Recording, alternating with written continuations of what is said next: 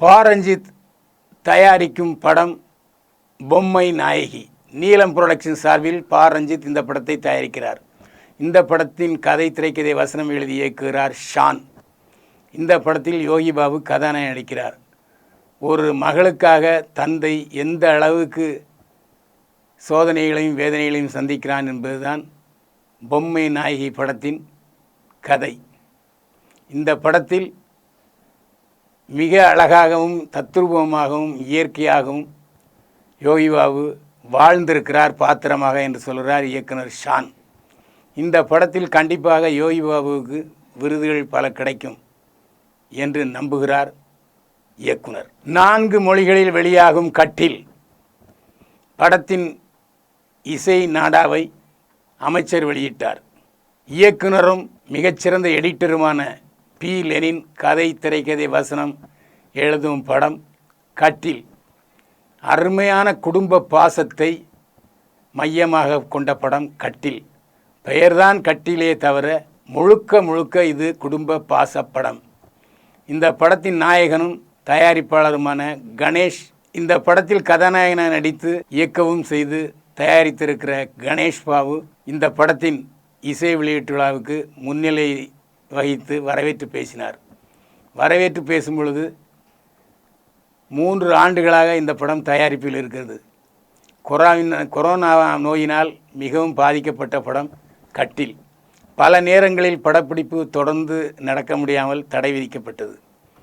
இருந்தாலும் மிகச் சிறப்பாக இந்த படம் வந்திருக்கிறது. இந்த படத்துக்கு வைரமுத்து எழுதிய பாடல்கள் நிச்சயமாக கேட்போரையும் பார்ப்போரையும் கண்ணீர் விட வைக்கும் என்றார் இயக்குனரும் கதாநாயகனுமாக கணேஷ் பாபு.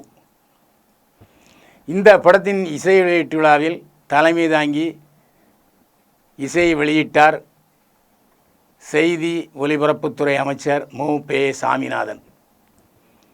அவர் பேசுகிற பொழுது கணேஷ் பாபு என்னுடன் ஒரே கல்லூரியில் படித்த சீனியர் மாணவர் போலவே தோற்றமளிக்கிறார்.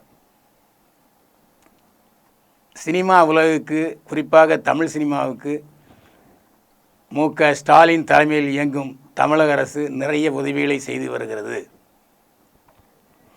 சிறந்த நடிகர், நடிகைகள் மற்றும் தொழில்நுட்ப கலைஞர்களுக்கான விருதுகளை தேர்வு செய்யும் கமிட்டியும் அமைக்கப்பட்டிருக்கிறது. அதுபோல சிறந்த படங்களுக்கான தேர்வு செய்யும் கமிட்டியும் அமைக்கப்பட்டிருக்கிறது. எம்ஜிஆர் திரைப்பட நகரிலே விரிவாக்க பணிக்காக 5 கோடி ரூபாய் ஒதுக்கியிருக்கிறார் முதல்வர் ஸ்டாலின் என்று தமிழக அரசு சினிமாவுக்கு செய்த சாதனைகளை விளக்கினார் அமைச்சர் மு. பே. சாமிநாதன். மு. பே. சாமிநாதன் வெளியே வந்த பொழுது பத்திரிகையாளர்களை சந்தித்தார். அப்போது நான் கேட்டேன், ஜெயலலிதா ஆட்சியில் தொடர்ந்து எடப்பாடி பழனிசாமி ஆட்சியில் திரைப்பட நகருக்கு இன்னொரு திரைப்பட நகர், திரைப்பட தொழிலாளர்களுக்கென்று வீடு கட்டுவதற்கு இடம் கொடுக்கப்பட்டது. 5 கோடி ரூபாய் பெப்சி தலைவர் செல்வமணியிடம் வழங்கப்பட்டது. அந்த செக்கு வழங்கும் புகைப்படங்கள் பத்திரிகைகளிலே வெளிவந்தன. பெப்சி தலைவர் ஆர்.கே. செல்வமணி சொல்லும் பொழுது அங்கே ஒரு ஸ்டூடியோ கட்டப்பட்டிருக்கிறது, படப்பிடிப்பு தளம் உருவாகிவிட்டது, முடிவடைந்து விட்டது என்று சொன்னார். ஆனால் இதுவரை அந்த படப்பிடிப்பு தளம் இயங்கவில்லை. அந்த படப்பிடிப்பு தளமும் பெப்சி தொழிலாளருக்கான வீட்டு மனை ஒதுக்கப்பட்டதும் என்ன ஆயிற்று என்று கேட்டதற்கு, இப்போது அது வருவாய்த்துறையிடம் இருக்கிறது, வருவாய்த்துறையிடம்தான் கேட்க வேண்டும் என்று சொல்லிவிட்டார் அமைச்சர் மு. பே. சாமிநாதன்.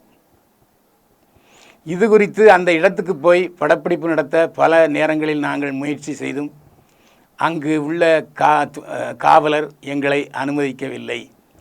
இது பற்றி பல முறை அது என்ன ஆயிற்று, எந்த நிலைமையில் இருக்கிறது என்பதை கேள்வி கேட்டால் பெப்சி தலைவர் ஆர்.கே. செல்வமணியும் பதில் சொல்ல மறுத்து வருகிறார். கட்டில் படத்துக்கு ஸ்ரீகாந்த் தேவா இசையமைத்திருக்கிறார். இதுவரையிலும் குத்துப்பாட்டும் துள்ளல் பாட்டும் மெட்டு போட்டு வந்த ஸ்ரீகாந்த் தேவா எப்போது இனிமையாக பாடல்களை இசையமைப்பார்? அதுவும் மெலோடி மெட்டுக்களை போட்டு கொண்டிருக்கிற ஸ்ரீகாந்த் தேவா எப்போது தாய் தந்தை பாசப்பிணைப்புக்குரிய பாடல்களை தருவார் என்று கேட்டார்கள். அதே போல் பாடலாசிரியர் வைரமுத்து எழுதிய ஒரு பாடல் இந்த படத்திலே நான் என்னுடைய முழு உழைப்பையும் கொடுத்து ஒரு நல்ல பாடலாக உருவாக்கியிருக்கிறேன் என்று பெருமிதப்பட்டார் ஸ்ரீகாந்த் தேவா. இந்த படத்தில் சிருஷ்டி டாங்கே கதாநாயகியாக நடிக்கிறார். இவர் பிறப்பில் வங்காளி, ஆனாலும் மிகச்சிறப்பாக தமிழ் பேசி அருமையான பாவனைகளை வெளிப்படுத்தி இருக்கிறார் என்று சொன்னார் இயக்குனர் கணேஷ் பாபு. தமிழ், தெலுங்கு, இந்தி உள்பட 4 மொழிகளில் வெளியாகிறது கட்டில்.